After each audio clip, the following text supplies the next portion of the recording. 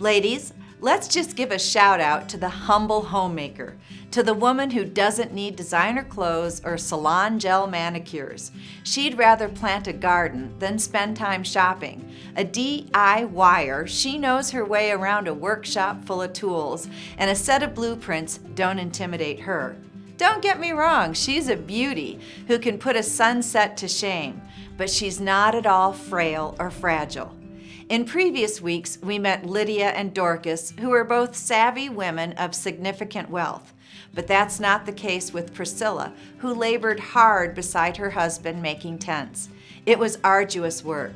Priscilla and her husband were saved and served the Lord side by side to further the ministry of Paul the Apostle. They even traveled with him on his missionary journeys. Like Priscilla, hollyhocks are hardy, no-nonsense flowers.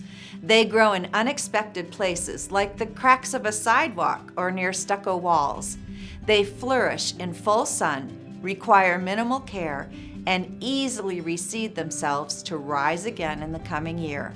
Now, Priscilla's name carries the idea of venerable or classic.